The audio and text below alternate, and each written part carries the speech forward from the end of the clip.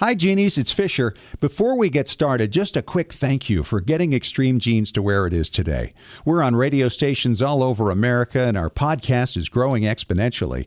I'm often asked, what can I do to support Extreme Genes? Well, that's easy. Become a part of our Extreme Genes Facebook community and like our page. Share the podcast with your friends. Follow us on Twitter. And most importantly, support our sponsors through links on our website. They're the best in the business. Thanks again. Now let's get on to this week's podcast. Yeah, I don't think Mother knew about this. Uncle Marvin was strangled by his own beard.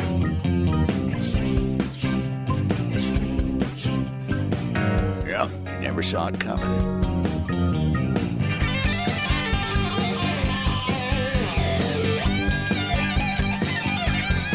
I cannot believe in all my searches through all the years that I've never run across one of these things. And when I finally do, it's within my own family.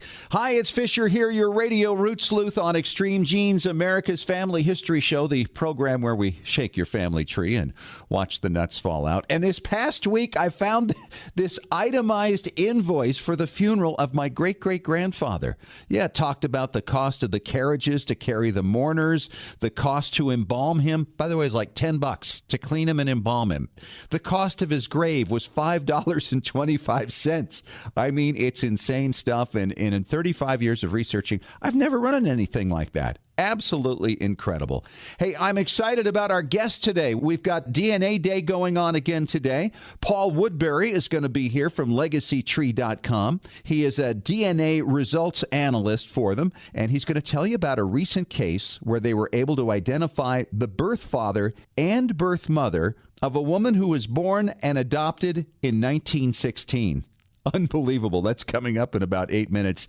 And Jenn Utley, the head genealogist for Who Do You Think You Are, is going to be here to give us some inside baseball on this season of the show.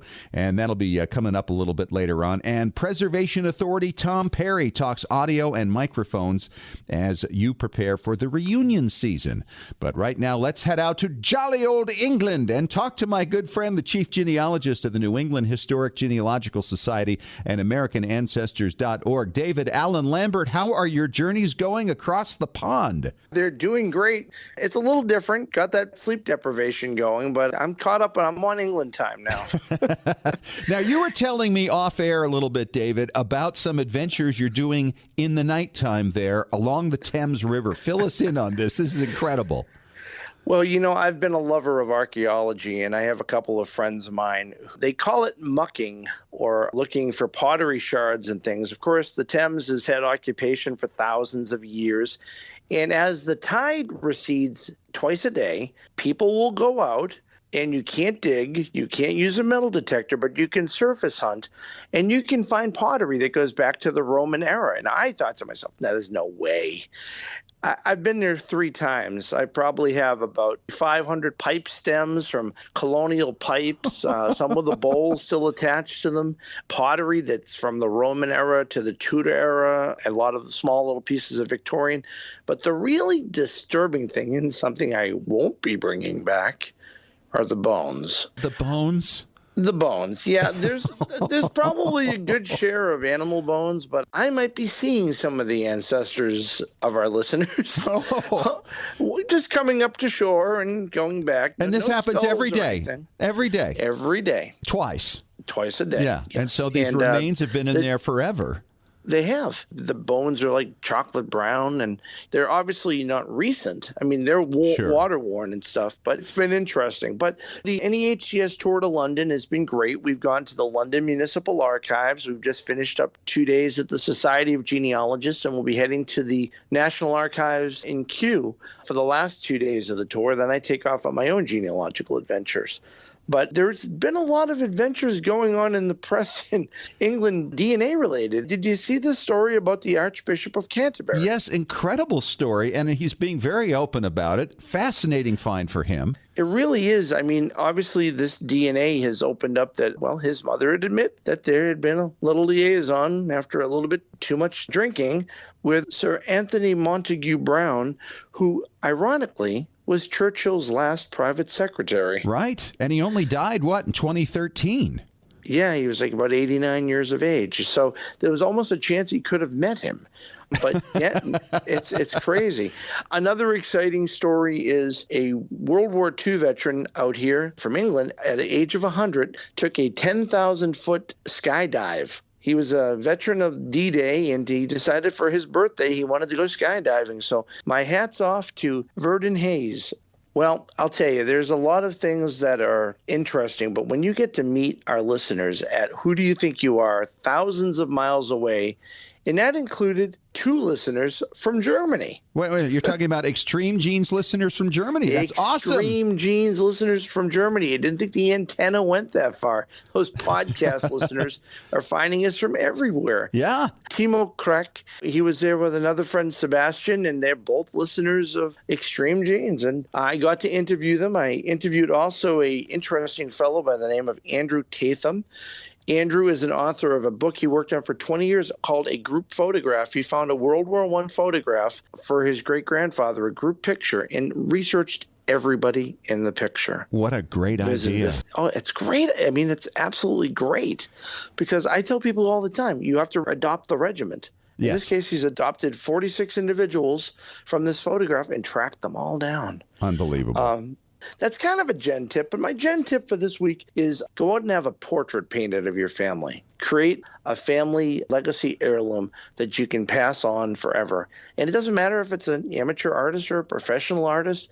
There's someone who can capture an essence of something that a photograph can't.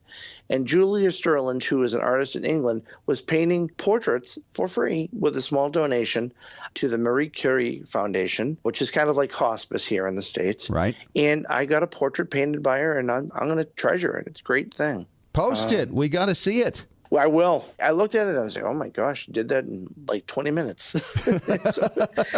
And of course, the free database for NEHGS guest users through April 20th is over 1 billion records that we have available for you to search on AmericanAncestors.org just as a guest user. Hey, you've extended the deadline on that. I love that. So to next Wednesday, April 20th. Correct. And I just want to say a shout out to all the listeners out there on this side of the pond and from the opposite side of the pond. So they're everywhere. Exactly. So that's all I've got for this week from London, and look forward to talking to you next week. All right. Take care. Thanks, David. And coming up next, we're going to talk to Paul Woodbury from LegacyTree.com. He's a DNA results analyst, and wait till you hear about the case he has put together concerning a woman adopted in 1916. Love DNA. It's coming up next in 3 minutes on Extreme Genes, America's Family History Show.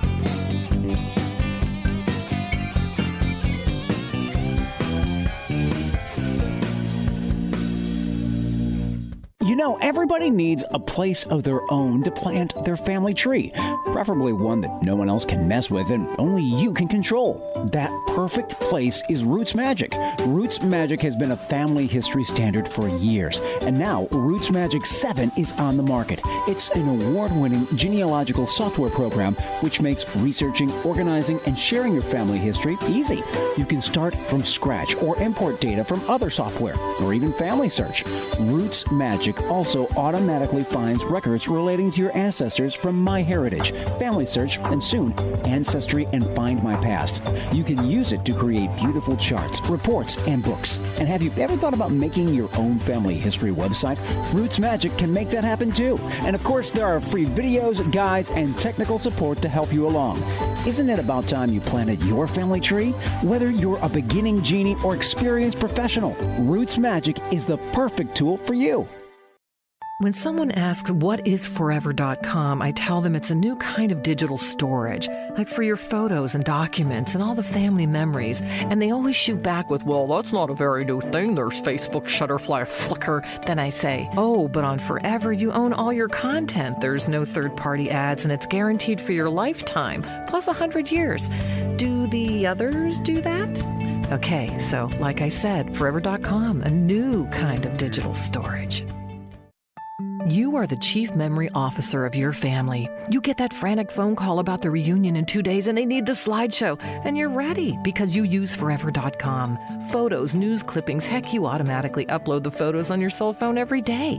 You have everything digitally stored and organized where you can share it privately with your friends and family. No ads, and it's permanent, guaranteed for generations. Yes, you are the chief memory officer, and you have forever.com.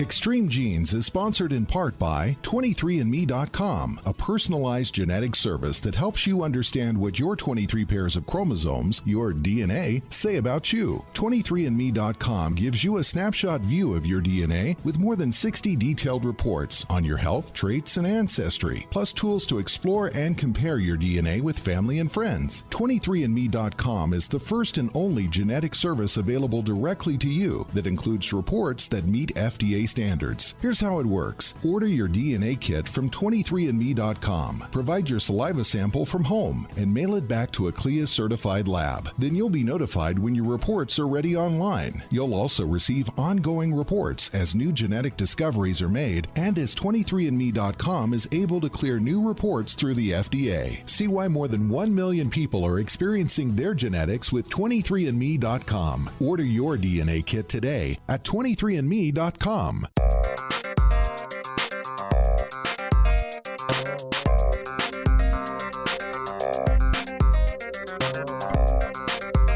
And welcome back to America's Family History Show, Extreme Genes and extremegenes.com. It is Fisher here, the radio root sleuth. We're doing DNA Day today with Paul Woodbury. He is a DNA genealogist. And Paul, you have to analyze an awful lot of tests, don't you? I do, yeah. I probably do about 4 or 5 projects a week. And DNA results are so fascinating for what they do for families. And typically, it's more about current living generations. And once in a while, you put some together that will go back and you'll find a deceased birth parent from one side or the other. But in your case, this was just an amazing case. I was excited to hear about it. You've actually identified the birth father and the birth mother of a woman who has since passed, who was adopted in 1916 using DNA. Exactly. So after the decease of this adopted woman, her daughter, Lauren, wanted to explore her mother's biological history. Her mother, Mary Stoddard, was adopted in 1916 in Alabama.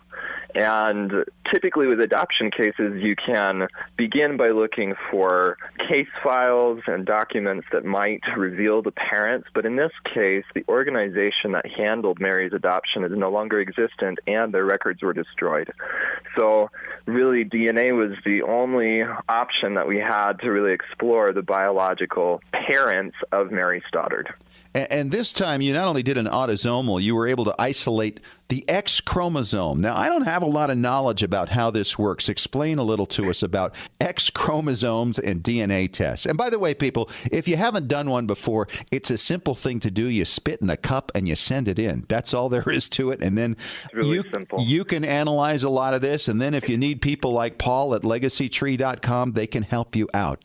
So the X chromosome is the female sex chromosome, and it's often confused with another type of DNA called mitochondrial DNA. Right. Now, a lot of people confuse those two types of DNA because they do have a unique inheritance pattern that focuses on the female line.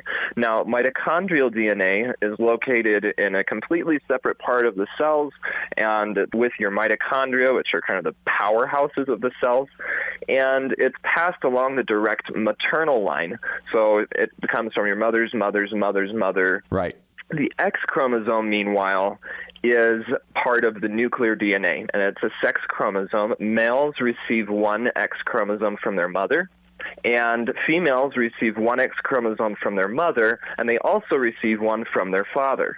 So males, instead of receiving an X chromosome from their father, receive a Y chromosome, which is what makes them male. So how are you able to use this knowledge to actually isolate who a person might be if you're trying to, say, identify a birth parent?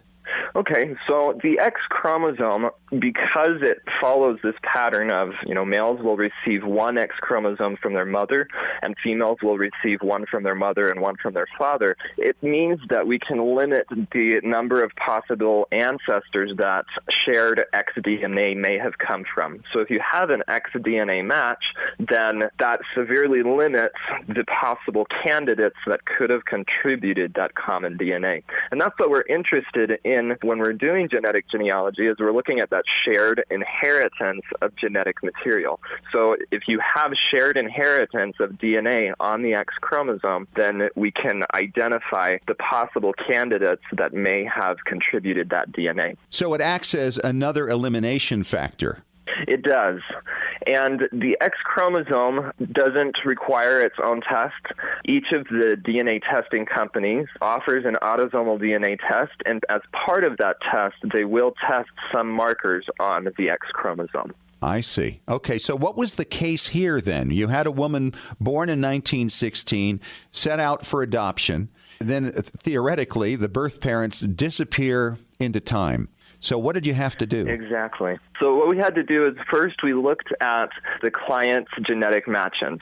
So Lauren, the daughter of Mary, the adoptee, decided to take a DNA test. And using her DNA test results, we identified her closest matches based off of the amount of DNA that they shared in common with her. Using these genetic matches and then also being able to identify which genetic cousins were also related to each other, we were able to identify common ancestors of these genetic matches that had to have been in the ancestry of Lauren's mother, Mary Stoddard. So we call this triangulation, right? Where you identify the common ancestors of two people who are related to you. The assumption then is that that ancestor is also your ancestor. Exactly. And particularly when you're able to see how much DNA you share in common with each of those individuals and how they relate to each other, that can be really helpful in recreating the trees of the ancestors beyond the brick wall of adoption. Now, the problem is typically, though, trying to figure out, all right, we've got these cousins, but which side do they come from, the father's side or the mother's side? How'd you deal with that? So what we did is with Lauren's test results, we found that she had her closest match shared 240 centimorgans with her, and that is the amount of DNA that you'd expect to observe between second cousins. Okay. So we knew that because we're looking for Lauren's great-grandparents and for Mary's grandparents, at the level of second cousins, the common ancestors between that match and Lauren would have been the parents of one of the parents of Mary. So they would have been the grandparents from one of the sides. We don't know if it was paternal or maternal. Right.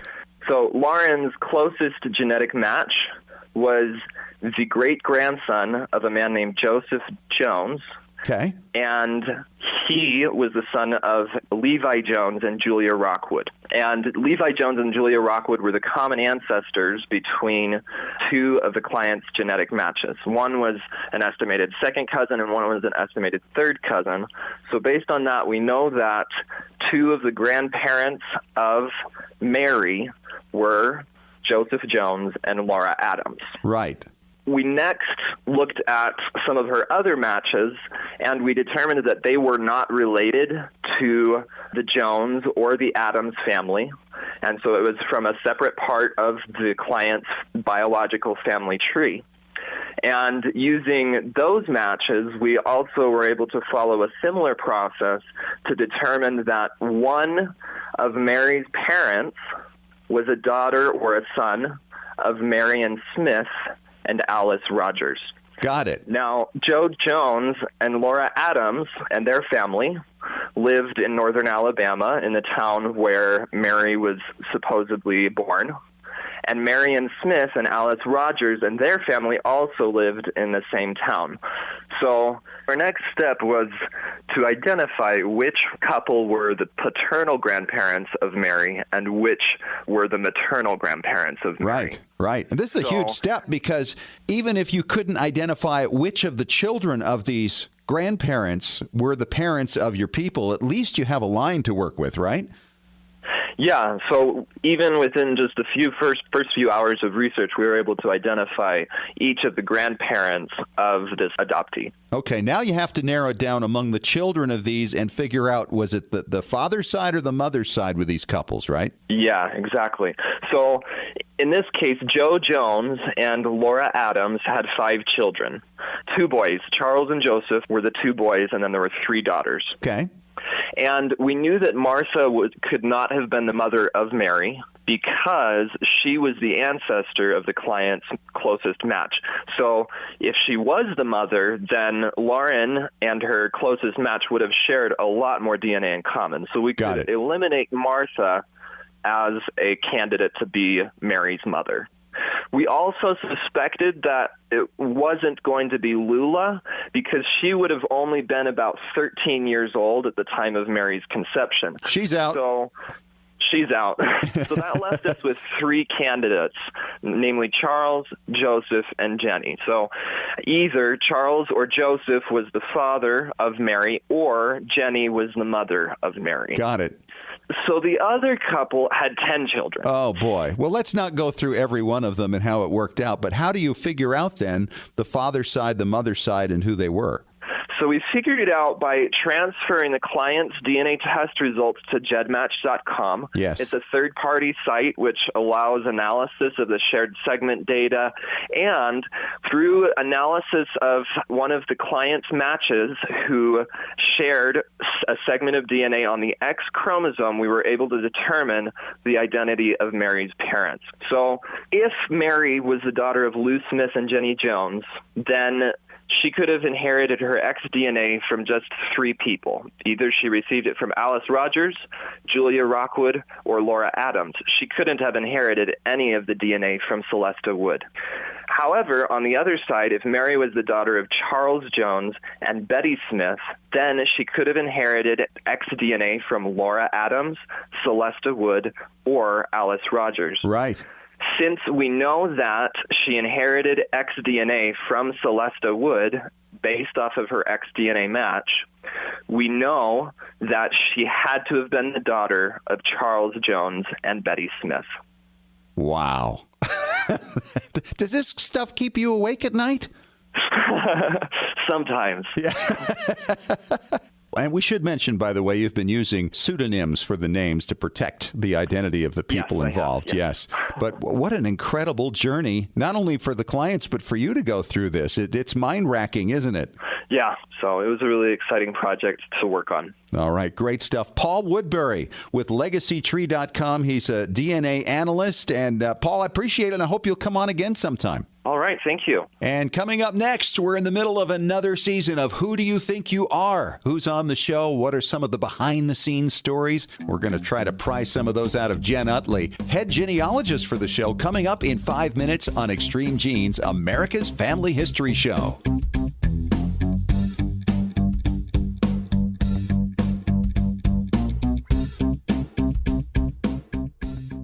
Scientific studies have proven that youth who know even a little bit about their family history perform better academically and have a greater sense of personal confidence and stability. Genealogy is its own incredible superpower that arms our children with super strength. But how do you get your child or grandchild interested in studying their family history? That kind of stuff is just for grandmas, right? Not anymore. ZapTheGrandmaGap.com leaps the generation gap in a single bound. Author Janet Havorka provides you with useful and timely advice on helping the young people in your life become engaged in their own family history. Janet has an entire collection of books to inspire the young and the young at heart in fun, interactive ways. She also offers creative tips and advice on her blog and in her free weekly newsletter. Stop by ZapTheGrandmaGap.com today to sign up for Janet's free email newsletter with 52 weeks of easy tips, free downloads, and order your set of resource books and workbooks. Looking for an easy way to show off your family history and share it with your family? Family Chart Masters offers beautiful custom pedigree art pieces and inexpensive family reunion draft charts in any design or size that fits your needs. With a free consultation at FamilyChartMasters.com, you can get started creating a new family masterpiece. Family Chart Masters has over 11 years of experience in creating and printing family charts. They can print any style of genealogy chart from any genealogy file and can create exactly what you're looking for. You'll work with a specialized and talented consultant whose goal is to make you happy. Decorative charts make fantastic gifts for all occasions. And with Family Chart Masters' option of ordering duplicate charts at half price along with your original purchase at full price, you can afford to give a family heirloom to each member of your family. Contact Family Chart Masters today at FamilyChartMasters.com for your free consultation. Family Chart Masters will give the greatest care to your family history.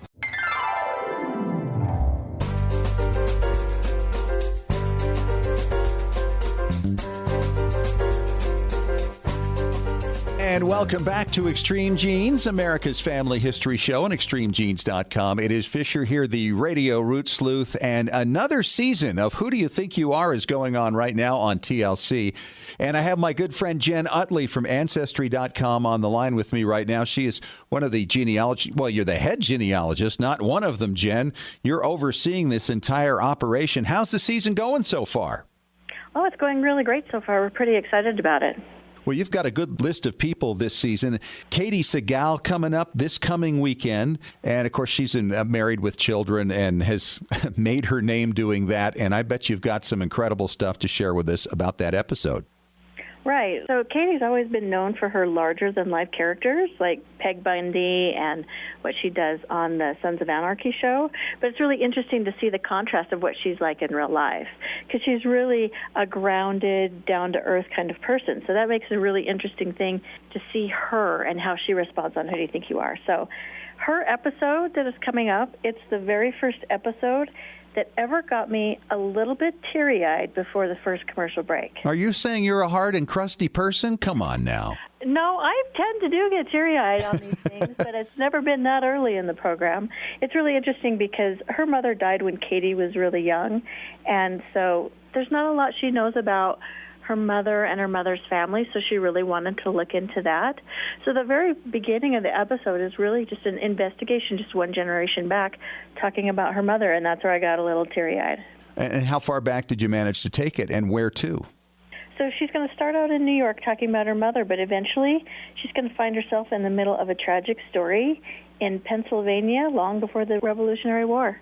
Nice. Okay. Molly Ringwald is on the week after that. And everybody knows her. Of course, started with Facts of Life and went on to become a big star in movies. And probably the biggest name you have this season, I would say. I think so. And I think that because it's Molly Ringwald and she's such an iconic figure, I think everyone wanted to fight to get to work on her tree. And did you win? Oh, I get to work on all the trees, so I don't have to fight for anything. Oh, nice. Okay. Well, what do we know about Molly Ringwald? She'll be week after next, the 24th? Yes. When we talk to Molly, there's a family legend in her tree that her father is descended from Swedish nobility. So when we saw the Sweden line, we wanted to jump right into that one. And the other thing that's so great about Sweden is the Swedes are such good record keepers. Yes. So we use those parish records in Sweden to put together the tree and learn about the comings and goings, and once again, the stories of tragedy and resilience and these dangerous mining occupations that these people had. So it's really fun because taking someone on a journey to a place is just as important as the research, because it's all about having the celebrities take a walk where their ancestors walked. And usually the celebrities don't know where they're going in advance. All they know is whether or not they need to bring their passport with them. So sometimes they end up in a place where they haven't properly packed and they have to run out and buy a coat or boots or something. Wait a minute, you don't even fill them in on what kind of clothes they should wear, or is that too much of a hint? It's just it's more fun when it's a surprise, and they're more engaged in the journey when they don't know where they're going. You know, I am 3/8 Swedish myself, and I think about what you said about the records, and I think, it's a darn good thing the Swedes are good with their records because of the fact, Sven Svensson, Jan Jansson, all those names that are all the same. If they didn't have good records, it would be a real mess, wouldn't it? Oh, it sure would. All right. Now, Lea Michele from Glee is on this season. That's going to be a great name, especially for younger viewers. Tell us a little about that episode. Well, yeah, especially because she's so used to playing a character, right? Yes. From her Broadway background and then on Glee. I'm really interested. This is the only episode I haven't seen yet.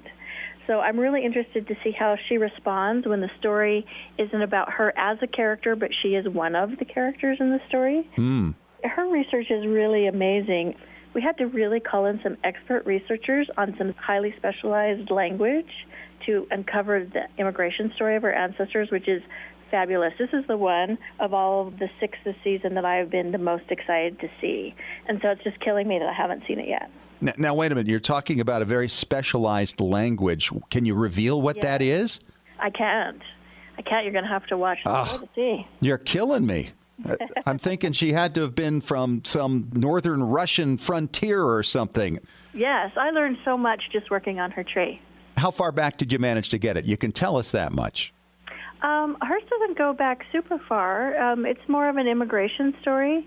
So we're only back 100, 150 years if you look at the tree as a whole. All right. And then the last one that I'm aware of is Chris Noth, right? From Law and Order. From The Good Wife. Yes, and that too, right? Yeah. And then he was Mr. Big, too. So I think he's got a lot of fans out there. It was fun to see where his story was going to take him because on The Good Wife, he's a politician in Chicago. So it was really kind of fun when we get to start out his whole episode. We're taking him to Chicago. Was he aware that he had a link there? You know, off the top of my head, I don't recall. I think he knew that, but I don't remember. Most of these people, they come in, really, they don't have much of a hint, do they, about their backgrounds or some of these stories? It's really varied. Some people don't know anything for lots of reasons. A lot of them had parents who died when they were young, and so there was no one to pass on the stories. But you'd also be surprised how many come in and, like, Bill Paxton came in, and he knew so much. Like, he came in and he's like, here are my Civil War ancestors, but see if you can help me out because I've always wanted to know a Revolutionary War story. So it's really a big spectrum about who knows what about their tree. Yeah, absolutely. All right, a little more about Chris Noth. Well, we're in Chicago, and his ancestors are going to find themselves in a devastating disaster. And then we're going to take him to both Spain and Ireland, where we're going to have an ancestor who fought in one of the fiercest battles of all time. Oh, boy. Well, that sounds intense. Most of these folks, it's quite an impactful thing. I think people who are performers and actors are very in tune with their emotions. And when they learn these things, it's pretty personal, isn't it? It is, and I think they're also quick to see how the lives of their ancestors parallel the experiences they're having today. Yeah, I think you're absolutely on board with that. It's on TLC Sunday nights. What are the times? Because I got to keep them straight from coast to coast. So I'm not sure exactly when it will be on based on your cable provider, but it's usually 10/9 Central Time. Okay. It's usually on right after the show Long Lost Family. So typically you'll see it, say, in the Mountain Time Zone, which would also be 9 o'clock, and then 7 o'clock, though, on the West Coast. It's kind of weird how that works out, isn't it? Yeah, like for my own personal provider, it's been on at 8 o'clock and 10 o'clock on Sunday nights. And you had Aisha Taylor this year, Scott Foley. If you've missed it, you can go back and catch those, right, on TLC, TLC.com? I think they put the full episodes on for a limited time after the run. All right. That is great stuff. Jennifer, you just keep going with this thing. How much longer do you think you can do this? I don't know. I feel pretty fortunate. I think I've got one of the greatest jobs in the universe. I think you do, too. I'm very jealous. Get me a signed picture of Lea Michele, will you? Oh, that'll be fun. I'll see what I can do. Okay.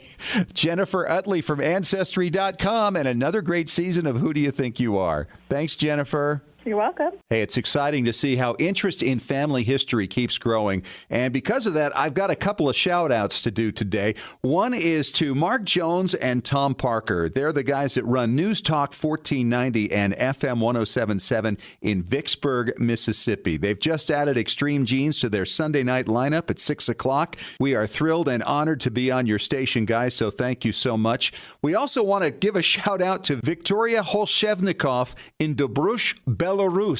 I got an email from her the other day. She's been listening to Extreme Genes via podcast for the last 2 years and just wanted to say hello. And Victoria, back at you. Thanks for listening to Extreme Genes, and we hope it's helping you in Belarus. And coming up next, Tom Perry, our preservation authority, talks about microphones and audio and how best to use it, especially with the reunion season coming up in 3 minutes on Extreme Genes, America's Family History Show.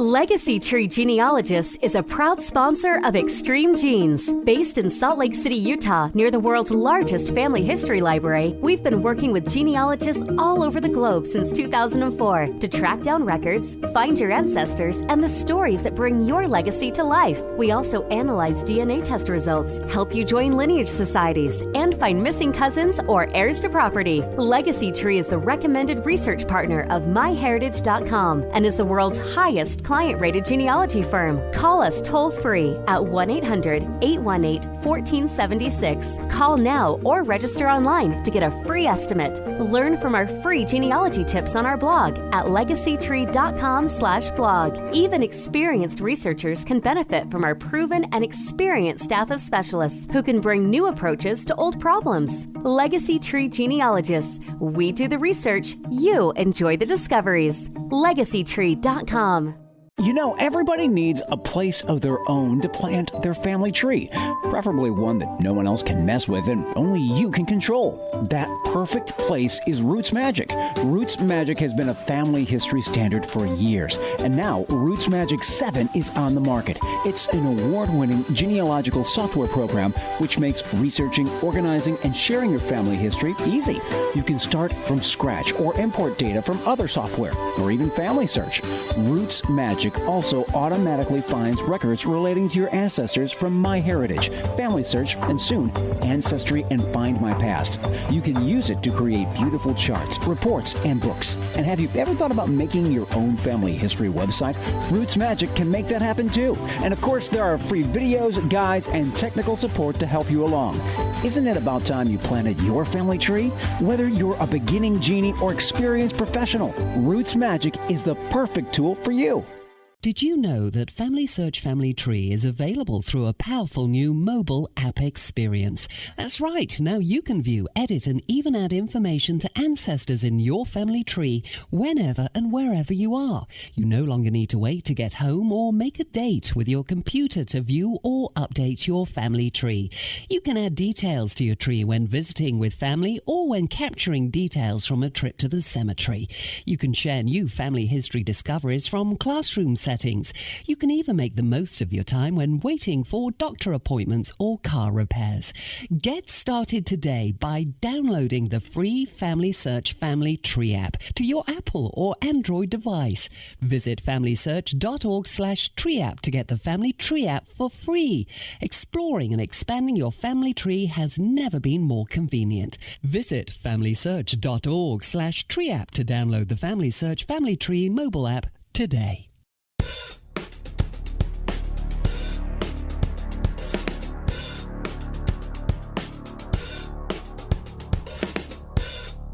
It is preservation time at Extreme Genes, America's Family History Show on extremegenes.com. Fisher here, the Radio Root Sleuth with Tom Perry. He's our preservation authority from tmcplace.com. Hello, Tommy. Hello. And last week we were talking about transcribing old audio. Sometimes it's very difficult to understand on its own, but if you spend some time playing it over and over again and trying to pick out the words and transcribing it, you can make it so it's much easier for people to understand the tape when they hear it because they can follow along with the words that you've copied. Now, as a result of that conversation about audio, we get a great email from Schenectady, New York, from Melanie Smith, and she's asking about microphones, Tom, and it's been a while since we talked about them.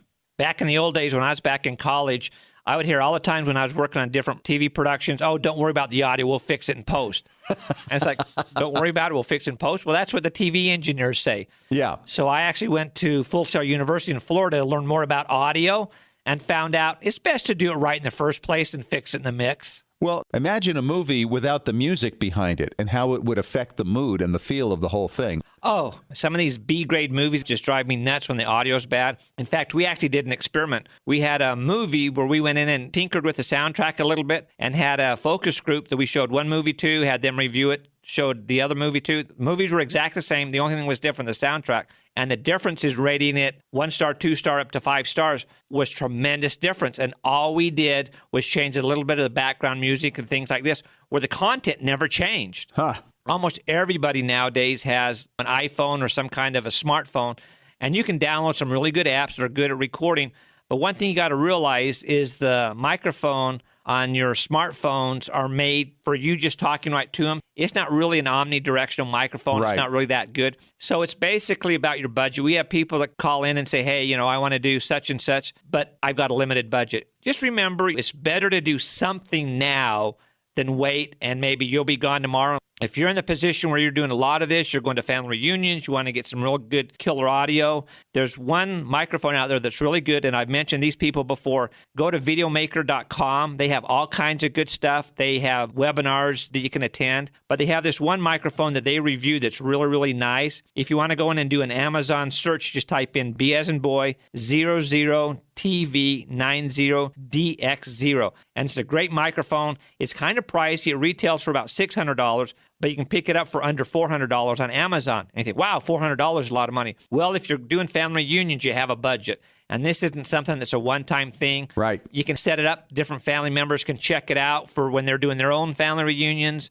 On the other side, it's a good investment. It's really, really nice. It'll plug into an iPhone. It'll plug into just about any kind of a recorder. If you have the old digital ones, even the ones that take the small cassettes, you can actually record all these things too. So it's a lot of money, but it's a good investment if you're really serious about doing family history and such. And like I say, do what you can do. If all you have is your iPhone, go ahead and start doing your narration. Because once you have it in your iPhone or in the cloud or you burned it as an MP3, you can now go and take this and add it as an attachment in a PDF. Or as we mentioned last week in Heritage Collectors, you can actually go and add these little audio parts to it. And then you've got this incredible searchable document that you can find all these things. So it's really important that you can't understand Grandpa. You want to make sure that they can understand you when you're doing your part. Boy, there are so many assets now for putting together a multimedia display, essentially. Oh, it is. That's exactly what you're doing. What we can do today, you could even conceive about it 10 years ago. It's just crazy. Right. And all the components are very important. The microphone,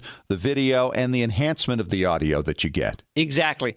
A lot of times, if you're in a large city, you can go to a professional place and rent these microphones. You don't even have to buy them. Boy, that's great advice. All right, what are we talking about in the next segment? I'm going to talk a little bit more about microphones. Make sure you get the right kind of microphone for what your event's going to be. All right, coming up in 3 minutes on Extreme Genes, America's Family History Show.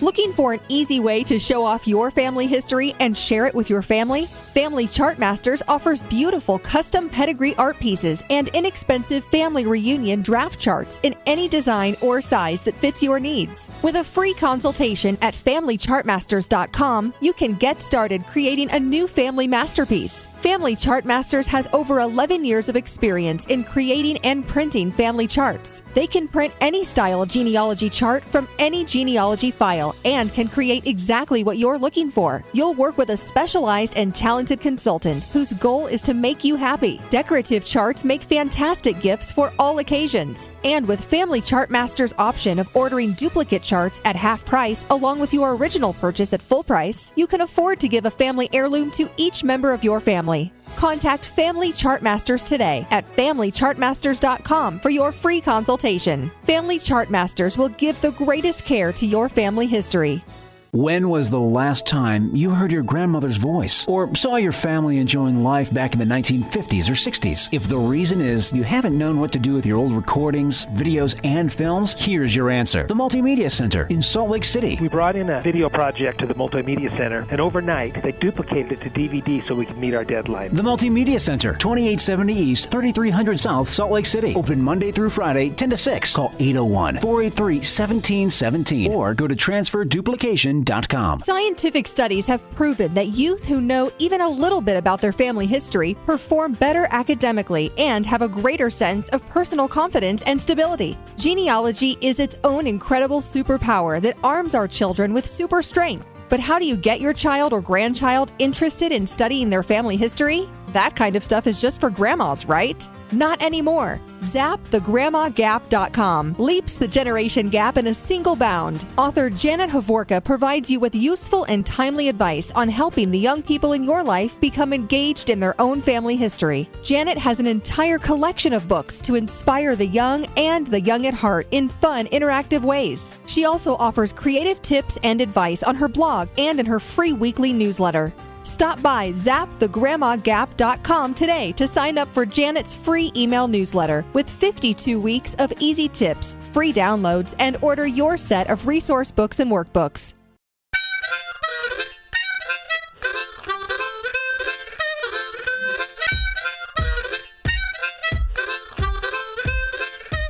We are back for our final segment of Extreme Genes, America's family history show. It is preservation time. We're talking with Tom Perry from tmcplace.com. I am Fisher, your radio root sleuth, and I am speaking to you through a microphone. and we're talking microphones right now because so many people who are into family history, of course, like to do interviews with their loved ones. And sometimes it's not appropriate. Sometimes they get nervous, by the way, about being on a camera. And not only that, when you record them with video, sometimes the audio isn't as good. So a microphone right up in their face is often much better for your purposes. Oh, absolutely. But what is your final objective? What are you going to do? Is this going to be one-on-one interviews? Is this going to be grandma and grandpa talking, being interviewed by you? Are you going to sit around Thanksgiving table? All those require different kind of microphones. What are you going to do? And I think if you're sitting in a room that has a lot of bounce and echo to it, a video isn't going to come out as well as far as the audio side of that is concerned. Exactly. And we have said this so many times, and please ingrain this into your head. Whenever you're using a camcorder, somebody needs to have headphones on that are hooked to that camcorder, because you will not notice the refrigerator. You will not notice the air conditioner coming on and off. You will not notice the cat meowing outside because your ears are trained to tune into and to focus on what you want, and it will drive you nuts. And you can do simple things like we've talked about before. Get cushions off your couch and put it around on the walls. Hang up blankets, throw them over the top of the blinds. You can do all kinds of things to what we call soften up the room so you're not getting those echoes. You won't even know they're happening unless you have your headphones on and you're listening to what's coming from the camcorder. You know, oddly, a closet is not a bad place to do an interview. Oh, yeah, anything like that where you can shut off, just make sure your closet isn't right next to your heater or your air conditioner, because that will cause problems. Another good reason to use the headphones is if you're using an external mic and you don't have it clicked in just right, you might have just defeated your audio. Because how it works is when you plug the little apparatus in there, it turns off the mic that's built onto your camera. And so if you push it in far enough to disable that audio, but it's not far enough to get the new audio, then you have nothing. That's right. Even if you have video, if the audio is bad, then it doesn't matter. It's going to be very frustrating to watch it. Absolutely true. I would rather have really good audio all by itself with no video than video with really bad audio.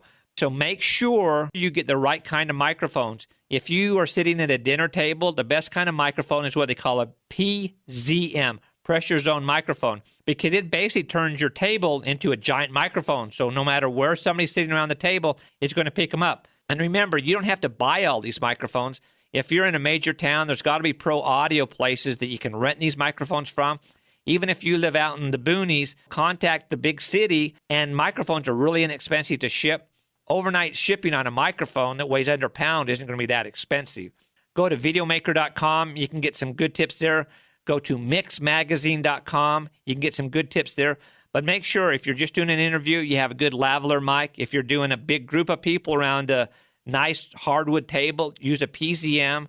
There's another microphone really quickly you can look into that's also talked about on videomaker.com. It's called a Sennheiser, which makes killer microphones. I love Sennheiser. Yes, great brand. It's called a VR mic, and it's so small you can actually put it on a drone. If you want to film some stuff on your family reunion, it's a great way to get audio of everybody talking about what's going on. All right, interesting stuff, Tom. I don't think I've ever thought about it attached to a drone. Oh, absolutely. It's the best way to get good audio and video at your huge family reunion in the park. Thanks for coming on, Tom. Talk to you next week. We'll be there. Hey, that's it for this week. Thanks for joining us. Hopefully you learned something that'll help you with your family history research. Thanks to Paul Woodbury from LegacyTree.com for coming on and talking about his recent DNA discovery on behalf of a client. Also to Jenn Utley, head genealogist for Who Do You Think You Are, talking about what's happening this season on the show. If you missed any of it, catch the podcast. Talk to you again next week. Thanks for joining us. And remember, as far as everyone knows, we're a nice, normal family.